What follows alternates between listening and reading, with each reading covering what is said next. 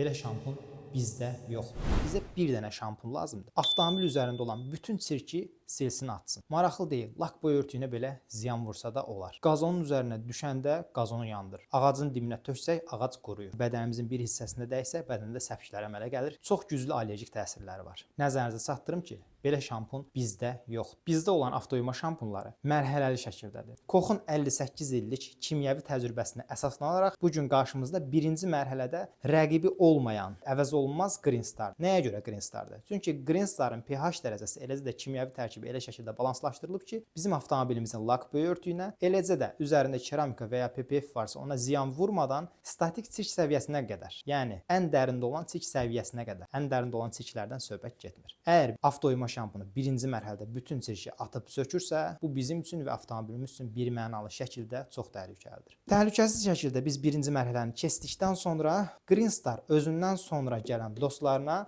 münbit şərait yaradır. Əgər biz birinci mərhələdən sonra avtomobilimizdə matlığı və yaxud da parlaqlığı olduğu şəkildə saxlamaq və statik çirki süngər vasitəsilə silib atmaq istəyiriksə, bu zaman biz yenilənmiş Nano Magic şampundan istifadə edirik. Yox, əgər biz istəyiriksə ki, ikinci mərhələdə bizdə olsun keramika effekti, nisbətən hidrofobluq, biz istifadə edirik keramik effekt şampundan. Əgər bizdə avtomobil çox az çirklidirsə və bol köpüklü görüntü istəyiriksə, biz GSF şampunundan istifadə edirik. Ondan sonra artıq avtomobilimiz tərtəmizdir. Nə etmək lazımdır? Avtomobil elə şəkildə mühafizə etmək lazımdır ki, həm təbiətin aqressiv çirklərindən, quşların, digər heyvanların pisliyindən mühafizə olunsun, eləcə də növbəti çirklənmədə çirk daha dərin qatlara, statik səviyyəyə gedib çatmasın. Bu zaman biz əvəz olunmaz Protector Wax məhsulundan istifadə edirik. Əgər bunu etməyə vaxtımız yoxdursa, 2 mərhələ ilə kifayətlənmək istəyiriksə, VG məhsulundan. Yəni bu artıq şampun deyil, bu hazır bir spreydir. Nə edirik? İkinci mərhələ hər hansı bir şampunda bitdikdən sonra avtomobil üzərini qurulamadan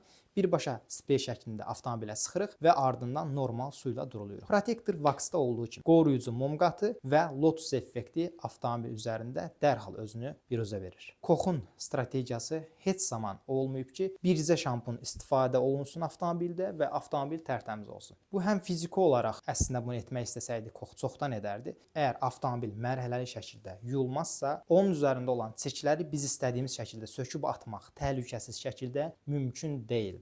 Bu gün çox təəssüflər olsun ki, avtoyumalarda kifayət qədər, orada çalışan şəxslər kifayət qədər məlumatlandırılmayıb, kifayət qədər təlimlərdən keçməyib. Buna görə də ən azından öz kütləmizi, daimi müştərilərimizi bu şəkildə maarifləndirək ki, onlar üçün həqiqətən də avtomobil, ətraf mühit və ən əsası onların can sağlığı vacibdirsə, o zaman avtomobil mərhələli şəkildə yuyulmalıdır. Bəzən suallar gəlir. Biz olarmı ki, birinci mərhələ fərqli avtoyuma şampundan istifadə edirik, ondan sonra sizin məhsullardan